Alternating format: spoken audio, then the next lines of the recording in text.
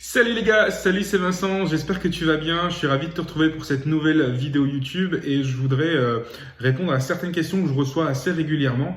Là je suis en train de bosser, je suis en train de regarder un petit peu aussi les commentaires que je reçois sur mes vidéos. D'ailleurs, petite parenthèse, merci à tous ceux qui laissent des commentaires, qui partagent, qui like. Moi, ça me permet dans un premier temps d'avoir l'interaction avec tous ceux qui partagent et tous ceux qui commentent. Ça me permet aussi de voir que ce que je raconte, ça plaît.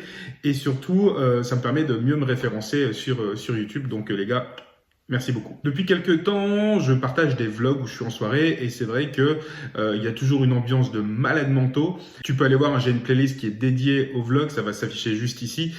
Et on me demande souvent, Vincent, comment tu fais pour mettre le feu sur une piste de danse? Comment tu fais pour que les gens soient au taquet, qu'il y ait une ambiance de folie? Vincent, qu'est-ce que tu passes après ce morceau-là? Qu'est-ce que tu passes après l'ouverture de bal? Comment tu gères un peu tout ça? Et dans cette vidéo, je voudrais t'expliquer, ou du moins te donner les conseils que moi j'applique dans mes soirées pour que tu aies une soirée de ouf, que tu aies une soirée de folie qui fonctionne, que les gens s'amusent jusqu'au bout de la nuit et qu'il n'y ait pas de longueur dans la soirée, de creux ou de moments où tu sais pas quoi passer, etc. Je pense que c'est un sujet qui va t'intéresser.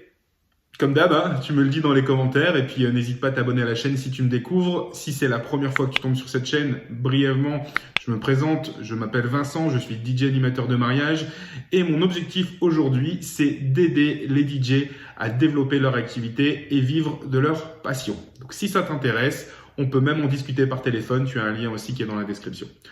Soit, juste avant de commencer cette vidéo, je voudrais aussi te dire que c'est un sujet qui a déjà été abordé par mon pote Antoine Marla. Il parle de la psychologie d'une piste de danse, c'est très bien ce qu'il dit, c'est très bien expliqué aussi. Donc si tu l'as pas vu, si tu connais pas, je t'invite à aller checker sa vidéo, voire même sa chaîne et le découvrir. Moi, je me permets d'y répondre aussi parce que j'ai envie de répondre aussi à aux personnes qui me posent directement la question. Donc, comment on fait pour avoir une piste de danse qui cartonne et comment on fait pour mettre le feu? Bon, alors déjà, première chose, ça tombe sous le sens, c'est évident, mais je préfère comme le dire, faut savoir mixer. Et faut savoir mixer, je te dis pas qu'il faut être un dieu du mix et de mixer comme un pro de ouf, tu vois. Faut avoir des connaissances, évidemment. La chose la plus importante, c'est savoir mixer à tempo. Si déjà tu sais mixer à tempo, c'est déjà très bien. Et ça va se ressentir parce que si tu passes d'un morceau, déjà si tu changes de style comme ça, avec des cassures et que tu passes d'un BPM à 120, puis à 80, puis tu reviens sur un BPM à 130, ça va être du grand n'importe quoi, tu vois. Donc il faut une certaine logique, une certaine réflexion. Donc pour ça, il faut connaître tes morceaux et ta playlist par cœur. D'ailleurs, si tu sais pas quoi mixer, si tu sais pas quel morceau utiliser, si tu sais pas qu'est-ce qu'il faut faire, j'ai une vidéo où je t'explique, où je te donne même un PDF avec 150 morceaux de base pour construire ta playlist, ta bibliothèque musicale. Ça va t'aider. Après, ça va être à toi de l'agrémenter avec les nouveautés, avec les styles qu'il y a par chez toi, etc. Mais déjà, c'est une bonne base pour faire des mariages. Idem, la vidéo elle s'affiche ici. Pareil, sinon tu as le lien qui va s'afficher, enfin qui sera inscrit dans la description si ça t'intéresse et tu pourras télécharger aussi ce PDF pour t'aider. Donc, alors, le premier conseil que je voudrais te donner, c'est dans un premier temps, bien discuter avec les mariés pendant le rendez-vous d'organisation que tu vas faire avec eux. Tu vois, quand tu vas parler des musiques, etc. C'est important de bien discuter avec les mariés de ce qu'ils veulent, de ce qu'ils veulent pas, de leurs choix, de leurs critères, de leurs envies. C'est important que tu comprennes, même si dans les mariages, on passe souvent la même chose, c'est important que tu comprennes bien l'envie, la philosophie des mariés. Et pour ça, il faut en discuter avec eux. Et la première chose à faire et à comprendre, c'est que tous les mariages sont différents. Même si c'est les mêmes morceaux qui reviennent, tous les mariages sont différents. Donc, de ce fait, toutes les ambiances sont également différentes. Parce que les mariés sont différents, parce que les lieux sont différents, parce que les invités sont différents. Moi, j'ai une phrase que je dis toujours, je dis qu'il n'y a pas de bon DJ sans bon public. T'as beau être le meilleur DJ du monde, si les gens n'ont pas envie de danser, ça ne marchera pas. Et à l'inverse, tu as des DJ qui sont peut-être un peu moyens, mais comme les gens sont enclins à faire la fête et qui sont tous au taquet, et ben du coup, il va y avoir une ambiance de folie. Donc si tu arrives à avoir les deux, être un bon DJ et avoir une ambiance de folie parce que les invités sont au taquet, c'est top. Mais garde ça à l'esprit, tous les mariages sont différents. C'est-à-dire que même si tu passes le même morceau dans la semaine qui suit, le samedi qui suit, c'est pas dit que tu auras la même ambiance. Et donc du coup les morceaux, comme je te le disais, bien en discuter avec les mariés. Et il y a une chose que tu peux dire aux mariés, je vais vraiment essayer de te donner un maximum d'infos, de valeur dans cette vidéo. Je pense vraiment que c'est une vidéo qui va vraiment pouvoir t'éclaircir et t'aider. Ce qu'il faut que tu dises aussi aux mariés, c'est que c'est important pour la dynamique de la soirée que les mariés soient acteurs de leur mariage. Ça veut dire quoi? Ça veut pas dire qu'ils vont faire Leonardo DiCaprio « Je vole !» Non, c'est pas ça, être acteur de son mariage. Être acteur de son mariage, ça veut dire être présent sur la piste de danse. Après, il y a des gens qui n'aiment pas danser, il y a des mariés qui n'aiment pas danser. Alors, on peut pas les forcer, on peut pas leur dire « Allez, venez sur la piste de danse, etc. » Faut pas les forcer. Mais il faut que tu leur expliques que c'est important qu'ils soient présents. Parce que s'ils sont dehors en train de fumer une clope ou s'ils sont tout le temps à table en train de discuter, il y a moins d'intérêt pour les invités à venir danser sur la piste de danse et venir faire la fête parce que les gens sont là pour les mariés. Donc, si les mariés sont pas là, il n'y a plus d'intérêt. Tu vois ce que je veux dire? Je vais te raconter une petite anecdote rapidement. Un jour, je fais un mariage et puis la mariée me dit nous, ce qu'on veut, c'est à minuit, on veut faire une sortie à l'américaine. Une sortie à l'américaine, ils ont fait une haie d'honneur avec des artifices, etc. Tu vois, un truc qui avait de la gueule. Et ils sont sortis, ils sont partis du mariage. Et moi, je leur avais dit écoute Charlotte, pas de problème, on peut faire ça, mais t'as pas peur que du coup, si on fait ça à minuit, que les invités après partent? Elle me dit non, t'inquiète, on va bien leur dire que la soirée continue jusqu'à 4-5 heures du matin. Je dis ok, pas de souci. Et enfin, j'avais raison, tu vois, ils sont partis à minuit, minuit et demi, et je crois qu'à 1h ou 1h30, tout le monde était parti. Parce qu'il n'y avait plus d'intérêt à faire la fête. Si tu es invité pour les 30 ans de ton pote et qu'il n'est pas là, déjà, est-ce que tu vas y aller? Et de deux, si tu y vas, tu vas forcément moins t'amuser. Donc, c'est important de bien parler de ça avec les mariés qui prennent ça aussi en compte. Ensuite, pendant ce rendez-vous d'organisation, quand tu vas discuter avec eux, la chose la plus importante, c'est pas de savoir ce qu'ils veulent au final, parce que ce qu'ils veulent, c'est ce que veulent la plupart des invités, c'est ce que veulent la plupart des gens dans les mariages, même si évidemment, ça tombe sous le sens, il faut prendre en compte ce qu'ils veulent, s'il y a des artistes, des titres ou des styles musicaux qu'ils ont envie d'entendre, il faut le savoir, mais c'est pas ça le plus important. Le plus important, c'est de savoir ce qu'ils veulent pas entendre. Ça veut dire qu'il est primordial que tu établisses une blacklist avec les mariés, c'est primordial. Et non seulement il faut l'établir, mais pas que. Il faut aussi la respecter. Alors, ça peut paraître complètement con complètement débile comme conseil, mais je te garantis que j'ai déjà vu des trucs. Une fois, j'étais invité à un mariage. La mariée, donc j'étais invité, je ne mixais pas, et la mariée avait fait la blacklist, etc. avec le DJ. Elle lui avait dit pas de YouTube, pas la chanson With or Without You, parce que ça avait été passé un enterrement. Et le DJ, tu sais ce qu'a fait, ce babache? Babache, entre parenthèses, c'est une petite insulte du nord de la France. Ça veut dire un blaireau, quoi, tu vois. Enfin bref. Donc du coup, tu sais ce qu'a fait ce babache? Il a passé la chanson, mais en version remix. Forcément, évidemment, même si c'est un remix, oublie ça, quoi. On te dit de pas passer le morceau, tu passes pas le morceau. Point barre. Donc c'est important de prendre ça en compte, d'établir ça, d'établir la blacklist et de la respecter. Ensuite, ce qu'il faut que tu fasses, et ça c'est ultra important, c'est de regarder ce qui se passe sur la piste de danse, tu vois. Est-ce qu'il y a des gens qui sont assis? Ok. Et pourquoi ils sont assis? Est-ce qu'ils viennent de s'asseoir parce qu'ils n'en peuvent plus et donc du coup il fallait peut-être ralentir un petit peu le tempo, ralentir un petit peu la dynamique de la soirée? Est-ce qu'ils sont chiés? Est-ce qu'ils ont soif? Est-ce que c'est les 30 quarantenaires qui sont assis? Est-ce que c'est les gens plus au-dessus? Est-ce que c'est la génération d'en dessous? Parce que du coup, toi, tu dois t'adapter aux invités. C'est ça ton boulot de DJ, tu vois. C'est de t'adapter aux invités en respectant les choix et les critères musicaux des mariés. Donc non seulement tu t'adaptes à la piste de danse et t'es pas focus comme ça sur tes platines en train de mixer. Ouais, je suis un DJ, je mixe. Vas-y, je mets le casque et tout. Non. Regarde ce qui se passe sur la piste de danse, analyse et ensuite, en fonction de ça, tu gères tes platines. Donc, tu passes pas la même chose sur des gens qui ont 30 ans que sur des gens qui ont 60 ans ou 50 ans. Tu vas pas passer la même chose sur les hommes que sur les femmes parce que les femmes, c'est pas toujours vrai, mais les femmes dansent plus facilement que les hommes. En général, les hommes, ils attendent d'avoir bu 2-3 verres pour commencer à se lâcher un petit peu. Donc, prends ça en compte. D'ailleurs, petit tip, si tu vois que ça a du mal à décoller, essaie de faire danser les femmes dans un premier temps. Les hommes vont venir se greffer par la suite. Ensuite, prends aussi en compte l'heure qu'il est dans un mariage. Tu passes pas la même chose à 21h qu'à minuit ou qu'à 5h du matin. La dynamique de la soirée est différente. L'alcool aussi tu vois, les gens qui boivent un coup, forcément, s'amusent un peu mieux, un peu plus facilement. Donc, c'est des choses qu'il faut prendre en compte. Et ça, si tu es le nez focus sur tes platines, t'as beau être le meilleur DJ du monde, si tu es comme ça en train de mixer, machin, et que tu regardes pas ce qui se passe, ta soirée, zéro. Donc, prends bien en compte qu'il faut bien analyser la piste de danse. Ensuite, j'ai souvent des commentaires où on me dit, bah, écoute Vincent, je sais pas quoi passer.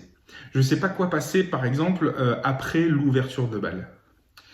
Alors, il n'y a pas de règle, il n'y a pas de morceau à passer absolument à tel moment, etc.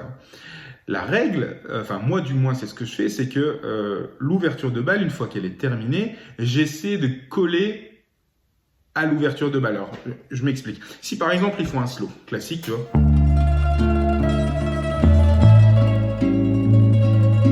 S'ils font un slow, qu'est-ce que je vais faire? À la suite du slow, je vais partir sur quelque chose de dynamique et aussi de quelque chose d'intergénérationnel qui va plaire à tout le monde, quelque chose de connu qui va faire danser toutes les générations. Peu importe si c'est plus récent ou moins récent, mais quelque chose qui parle à tout le monde et quelque chose de dynamique. Si maintenant les mariés ont fait une danse un peu, tu vois, un peu, je sais pas, un peu bachata, un peu salsa, etc., tu vois, qu'ils ont vraiment fait une petite chorégraphie, eh bien, je vais essayer de coller aussi à l'idée de l'ouverture de bal. Ça veut dire que très certainement, s'ils sont sur ce style de musique-là, je vais enchaîner avec des musiques un peu plus latino. Dynamiques, évidemment, mais des choses un peu plus latino. Si les mariés, ils ont fait une chorégraphie, un medley où ils commencent à danser du rock, tu vois, la mariée, dans les bras et tout, c'est rare que ça arrive ça. Mais enfin, tu vois, un truc où ils dansent comme ça, bah là, je vais partir sur des choses un peu plus rock, tu vois, pour, encore une fois, coller à l'idée de l'ouverture de bal. Donc, il n'y a pas de règle. Il ne faut pas se dire, il faut absolument que je mette ce morceau-là à chaque fois. Non. Regarde déjà les invités, regarde la moyenne d'âge, regarde un petit peu, regarde, normalement tu dois savoir ce qu'ils vont passer comme ouverture de bal et adapte-toi. C'est le maître mot de façon du DJ dans un mariage, c'est de savoir s'adapter. Ensuite, on me dit aussi, bah ouais, mais je sais pas quoi passer pendant la soirée. Encore une fois, il n'y a pas de règle. C'est ton boulot, donc tu peux t'aider de la playlist que je te partage dans une de mes vidéos, mais il n'y a pas forcément de règle. Le conseil que je peux te donner, c'est de ne pas jouer un style de musique pendant une demi-heure, parce que alors là, c'est une catastrophe. Non, essaie de faire des sessions de 3, 4, 5, 6 morceaux grand max, tout dépend aussi de la longueur du morceau, dans un style de musique, et ensuite switcher et changer de style de musique. Pourquoi? Parce que ça te permettra du coup de toucher tout le monde, parce qu'il y a des gens qui vont danser tout le temps sur tout et n'importe quoi. Il y a des gens qui vont entendre les années 80 par exemple, il y a des gens qui vont entendre de la nouveauté. Donc il faut toucher tout le monde. Et imagine que tu as 100 personnes à ton mariage, tu n'auras jamais 100 personnes qui vont danser. En général, tu vas avoir 80, 85, 90% des gens qui dansent. Et ça va faire un roulement, tu vois. Donc change de style musicaux régulièrement. Et c'est pas parce que tu as commencé avec des années 80 par exemple que tu ne peux plus en rejouer en fin de soirée. À l'inverse, c'est pas parce que tu as commencé avec de la nouveauté et que tu ne peux plus en refaire en fin de soirée. Tu vois, il faut changer de style de musique régulièrement. Évite de passer 2 fois le même artiste. C'est pas toujours évident. Il y a des artistes, tu vois, comme Soprano, Michael Jackson, à chaque fois qu'ils font un truc, ça fait des tubes. Enfin maintenant, Michael Jackson, il fait plus rien, mais je veux dire, il y a des artistes comme ça que dès qu'ils font un morceau ou dès qu'ils ont fait un morceau, c'était un tube. Tu vois, donc si tu passes 2 fois le même artiste, essaie de les espacer dans le temps, pas les enchaîner, parce que dans ce cas-là, tu mets l'album, quoi, tu vois. Donc essaie de les espacer dans le temps. Par contre, et ça c'est vraiment un conseil que je te donne, ne passe jamais le même morceau. Il y a tellement de morceaux de musique que tu n'as pas besoin de passer le même morceau, tu vois. Ne balance pas aussi toutes tes cartouches. Moi, je te conseille d'avoir ce que j'appelle des morceaux magiques. Il y en a un petit peu dans tous les styles de musique, tu vois, des morceaux magiques. Et garde-les, parce que quand l'ambiance de la soirée va redescendre un peu, parce qu'un mariage, ça fait ça. Ouais, on est fatigué, on se repose un petit peu, et après ça repart. Ouais, on a repris machin, on est au taquet, machin. Et après ça repart. C'est toujours un petit peu en dents de scie, c'est jamais, tu vois, jusqu'à 5h du matin. Hein, sinon, les mecs, ils vont comme ça, ou alors ils sont tous sous cocaïne, et tu vois. Mais donc du coup, il faut que tu t'adaptes aussi à ça, et ça te permet de varier la dynamique de la soirée, ça te permet de varier le tempo de la soirée, et ça te permet de varier les artistes. Et donc du coup, ne joue jamais 2 fois le même morceau, parce que y a de quoi faire clairement dans une soirée. Un autre conseil que je voudrais aussi te partager, c'est l'utilisation que tu as, ou que tu vas faire, ou que tu as fait avec le micro. Alors, je vais peut-être être assez péchu, assez peut-être désagréable, etc. Enfin, peu importe, je m'en fous de toute façon. Les gens qui prennent le micro. Ouais, mesdames et messieurs, on wanna get this to fly, on vous attend sur la bise, on c'est chicky chaki chaki chak. Non mais oublie, on n'est pas à la foire, tu vois.